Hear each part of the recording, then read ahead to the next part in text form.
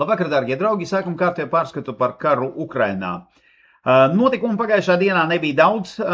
Rītdienas ziņojums gan būs garāks, jo tur bija spēcīga raķešu apšaude un drona apšaude pagājušā naktī, bet galvenais notikums, vai tāds notikums, kurš ir izceļās, ir patiesībā viltus ziņas.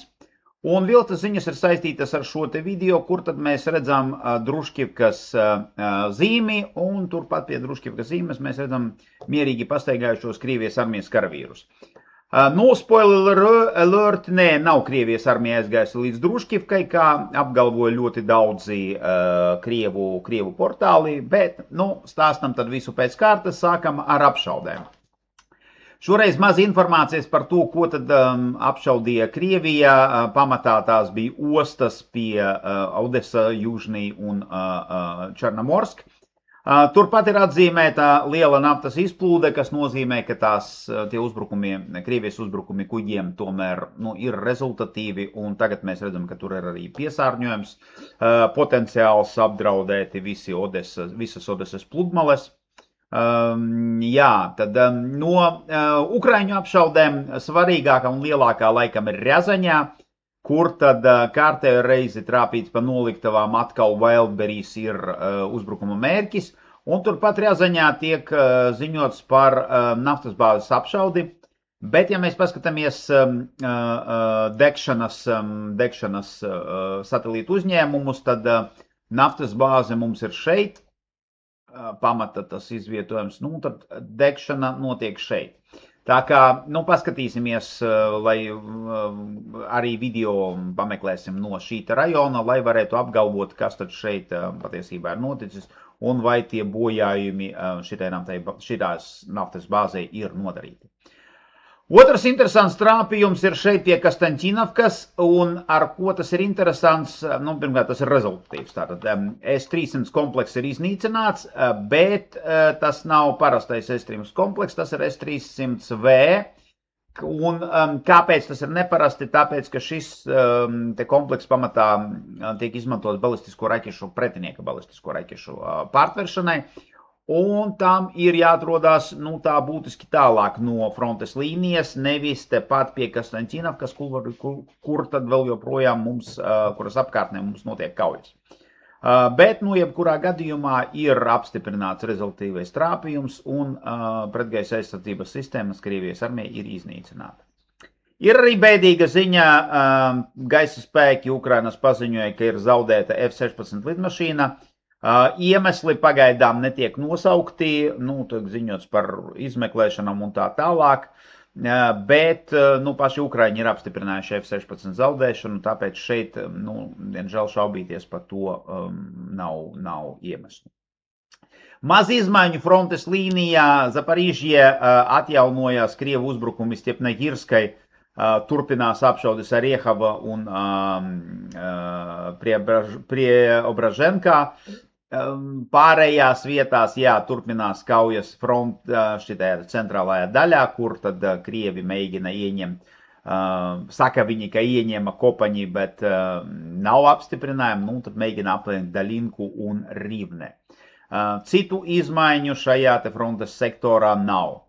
Debrapilja. Šeit, situācija attīstās, Krievijas armija turpina uzbrukumus uz priekšu Torskie virzienā un ar kopēju virzienu, kā jūs saprotat, uz Druškivku.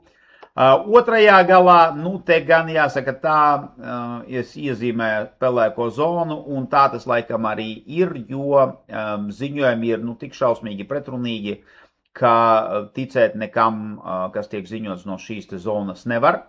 Tāpēc pagaidām iepauzēsim, kamēr tad būs kaut kādi apstiprinājumi visām šitām lietām, jo tās pelēkās zonas tāpat vienkārši parādīties pašas no sevi nekur nevar.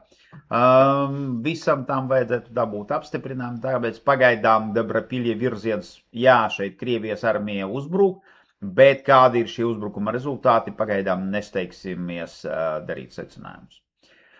Kastaņķiņivka. Šeit vairāki notikumi. Viens ir ļoti zīmīgs. Krievijas armija uzbruka šeit pie Červone.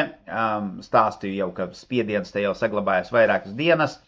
Un tā kā Krievijas armija ir ieņēmusi šo te rajonu, tas oficiāli pabeidz kaujas par Časivu jaru. Kaujas par Časivu jaru, sekundīti uzmanības, tad ilga 27 mēnešus. Tās praktiski sākās uzreiz pēc tam, kad Krievija ieņēma Bahmutu. Jā, atceraties, kad tāds notikums bija ļoti, ļoti sen. Nu, un tad, tagad tās kaujas tomēr ir noslēgušās, un tad mēs redzam, saglabājas Krievijas spiediens šeit, galvenais viņu mērķis ir Červone. Pārējās vietās ir sadursmes, ir atkal ziņojumi par sadursmēm arī pašā Kastaņķinovkā, kas nozīmē, kā es jau teicu, tad atsevišķi Ukrainas armijas karavīri tur ir palikuši un tās tīrīšanas operācijas vēl turpināsies kādu laiku. Un tad turpinās ziņojumi par Krievijas armijas infiltrāciju uz priekšu, un ar to tad ir saistīts mūsu galvenais šīs dienas fakes. Krievijas armija tad parādījās šitās te video, kur mēs redzam Druškivkas zīmi, un tad daudzi portāli skrēja paziņot, ka šī zīme ir šeit, ka Krievijas armija jau ir ienākusi Druškivkā, un tad viss uzbrukums te tāds, super-puper veiksmīgs, līdz brīdim, kad neatnāca geolokācijas, un izrādījās, ka šī bilde ir patiesībā nofilmēta šeit, un tas sakrīt arī ar iepriekšējiem ziņojumiem par iespējamo Krievijas armijas infiltrāciju šeit, kā arī pelēkās zonas izveidošanu te. Jā, tad kas un kur tad izsanāca, tad šī ir tā daļa pie Červone, kur tad Krievijas armija ir šobrīd ieņēmuši, un tad kauja notiek par Červone un arī, jāsaka tā, arī par Padziļski. Jā, tad kur tad šī lieta atrodas, paskatīsimies uz geolokācijām, un tad sākam tad ar to novāksim šo te pelēko zonu, palielināsim šo te vietu, te mēs redzam tādu maziņo pelēko pleķīti, un tad lielāko karti, tagad tad palielināsim šo te vietu, un tad tā vieta mums ir šeit. Sekundīti, piedodiet. Jā, tā vieta mums ir šeit mēs redzam ir šis tas pleķītis, kas tur bija, tās ir tāds kārtējs Dači rajons, un tad šis pleķītis ir te, un tad pagriežamies, palielinam to vēlreiz, skatāmies, kur tas ir, un ko mēs šeit redzam. Šeit mēs redzam ir stela, kur tā stela mums ir. Šeit ir tas stabs, kur tas stabs ir, un te mums ir Ukrainas armijas pozīcija, kuru, diemžēl, laikam Krievijas armija tomēr šeit ir ieņēmusi. Tā kā, ja mēs paskatāmies uz visām tām geolokācijām, tad Krievijas armija ir tepat vien netālu pie Aleksejevka Druškivkas, kas mums sakrīt arī ar, piedošanu, kā te man bija pareizi, jā, ar tām pelēkām zonām, kuras tad mums šeit arī bija iezīmētas agrāk, piedodiet, pārlece viņš ārā, tad viņš mums tā zona mums ir tad attiecīgi šeit.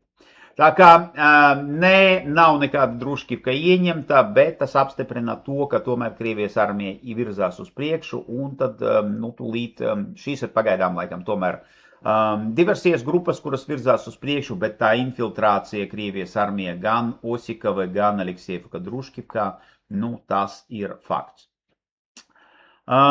Slavianskas Kramatorskas virziens, šeit Ukraiņiem izdevās atgūt kontroli par vienu pelēko zonu pie Starodubivkas, tā mums ir šeit. Šī ir tā zona, kura tagad ir atgriezās Ukrainas armijas kontrolē, tā kā šeit situācija ir uzlabojusies. Te gan jāsaka tā, ka tagad arī nav gluži skaidrības, kas tad notiek ar šo te pelēko zonu, kur vakar tika ziņots par Krievijas armijas infiltrāciju tālāk uz priekšu. Redzēsim, jauni ziņojumi, protams, ka mums ļaus precizēt situāciju šajā te virzienā. Jā, un vēl viens precizējums mums iet no Harkivas virziena, no šī lielā trīsstūra. Šeit, atceraties, bija ziņojums par Ivašķiņe ieņemšanu. Tagad Ivašķiņe atgriezās pelēkās zonas statusā, jo mums šeit ir Ukrainas armijas pretuzbrukums. Un tad kaujas par šo apdzīvoto vietu, un vispār ar visu šo te sektoru. Tagad turpinās, tātad atgriezās viss atpakaļ pelēkajā zonā. Tāpēc, Krievijas kontrole šeit attiecīgi ir mazāka. Jā, tas šodienai man ir viss. Paldies par jūsu uzmanību un līdz rītam.